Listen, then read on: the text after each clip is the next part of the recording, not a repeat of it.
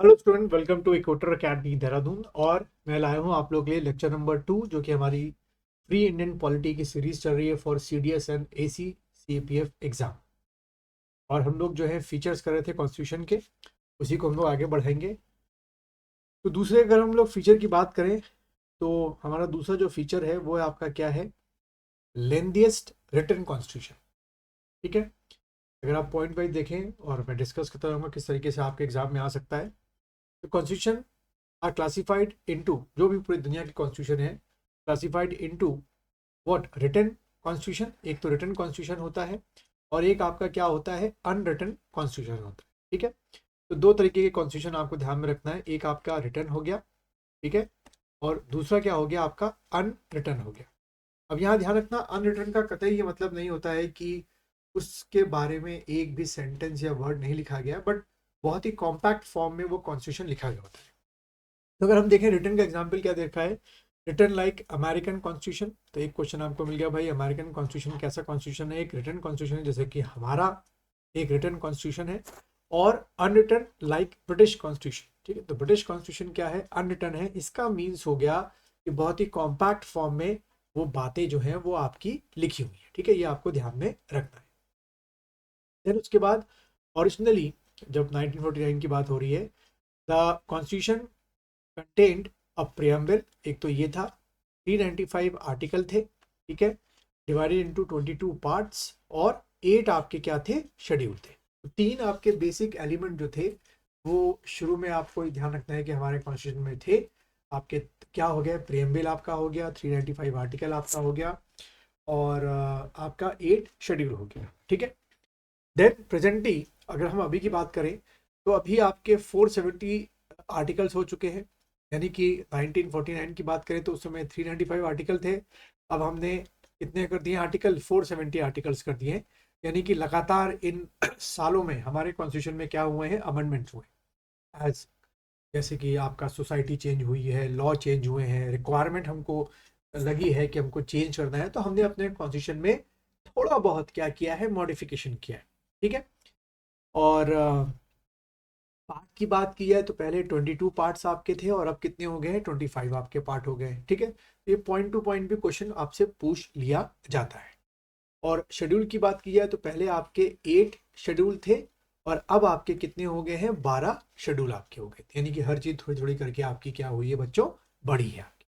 ठीक है, उसके बाद factors have contributed to the big size of our constitution. ठीक है, क्या जरूरत थी भारत का इतना बड़ा कॉन्स्टिट्यूशन बनाने की, जिसमें आपके अभी के टाइम के देखें हिसाब से तो 470 आर्टिकल है, 12 शेड्यूल है। ठीक है, क्या जरूरत थी इसकी? तो वजह क्या है, उसके फैक्टर्स क्या है? सबसे पहला, geographical factors, that is the witness of what, country and vastness of country and diversity. ठीक है, कंट्री आपकी इतनी हमारी वास्ट है, इतनी ज़्यादा उसमें कल्चरल डाइवर्सिटी है, लैंग्वेज की डाइवर्सिटी है। तो ज़रूरी है कि सबको कुछ ना कुछ स्पेशल प्रोविजंस हमको देना था। अगर हम देखें, इसे एग्जाम्पल ले लें समझने के लिए, जैसे आपका नॉर्थ ईस्ट है। ठीक है, नॉर्थ ईस्ट में पता है क्या आते हैं, 7 आपके सिस्टर्स आती हैं। ठीक है, 7 सिस्टर्स है, यानी कि 7 आपके जो स्टेट हैं वो नॉर्थ ईस्ट में आते हैं। जैसे कि क्या हो गया, मणिपुर, नागालैंड, मिजोरम, अरुणाचल। तो इन 7 सिस्टर्स में सबका जो कल्चर है, जो सबका हिस्टोरिकल बैकग्राउंड है, बहुत ही अलग है। तो हमने क्या किया, अपने आर्टिकल में सभी स्टेटों को जो कि नॉर्थ ईस्ट में एक स्पेशल प्रोविजन दे रखा है।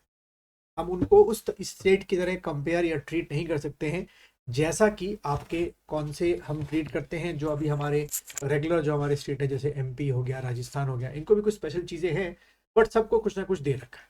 ठीक है, देन उसके बाद हिस्टोरिकल फैक्टर, जो मैंने बता दिया कि सबका अपना जो ओरिजिन है हिस्टोरिकली सबका अलग अलग है हर स्टेट का, तो कुछ ना कुछ उनको स्पेशल चीज़ें हमको देनी थी। Single constitution for both centre and state. तो ये भी एक इंपॉर्टेंट बात है कि सेंटर के लिए भी वही कॉन्स्टिट्यूशन है, जो स्टेट के लिए भी वही कॉन्स्टिट्यूशन है। इसलिए क्या हुआ कि स्टेटों के लिए कुछ स्पेशल प्रोविजन रखने पड़ गए।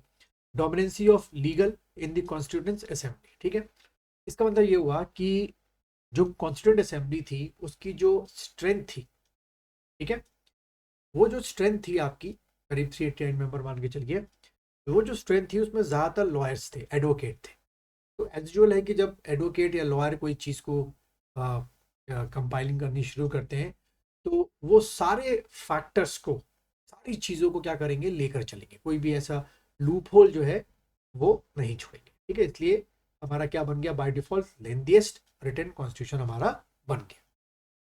देन उसके बाद ड्रॉन फ्रॉम वेरियस सोर्सेज, अगला जो फीचर हमारे कॉन्स्टिट्यूशन का है that is drawn from various sources. तो इसकी भी एक लिस्ट है जो कि आपको आपकी किताबों में मिल जाएगी। जैसे फॉर एग्जांपल हमने जो आपका क्या है प्रेसिडेंट का जो पोस्ट है वो कहाँ से आपकी ली है, इसी तरीके से हमने जो पार्लियामेंट्री सिस्टम ऑफ गवर्नमेंट है वो हमारा कहाँ से लिया गया है। ठीक है, और इसी तरीके से हमने जो गवर्नर की पोस्ट है वो, तो बहुत सारी चीज़ें हैं जो आपको किताबों में रट्टा मारना है। ठीक है, और सबसे ज़्यादा अगर हम बात करें कि कॉन्स्टिट्यूशन का मेजर पार्ट जो है वो किससे लिया गया है, तो आपने टिक करके आना है government of India act, government of India act 1935। ठीक है, गवर्नमेंट ऑफ इंडिया एक्ट 1935 ये सबसे मेजर पोर्शन है जिससे हमारा कॉन्स्टिट्यूशन का काफी पार्ट जो है वो लिया गया है।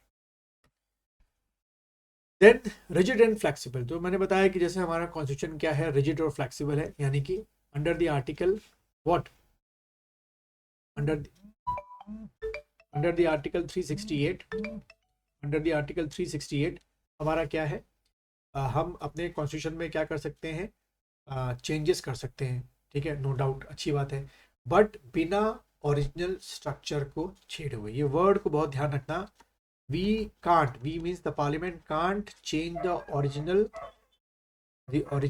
Structure, the original structure of the constitution.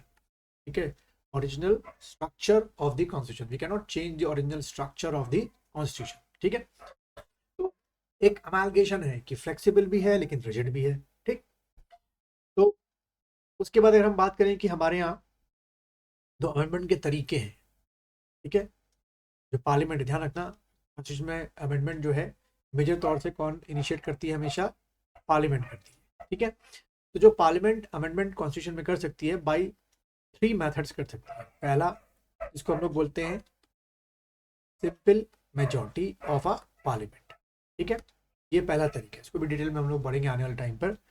दूसरा जो आपका है वो है by what, special majority, by special majority हम कर सकते हैं।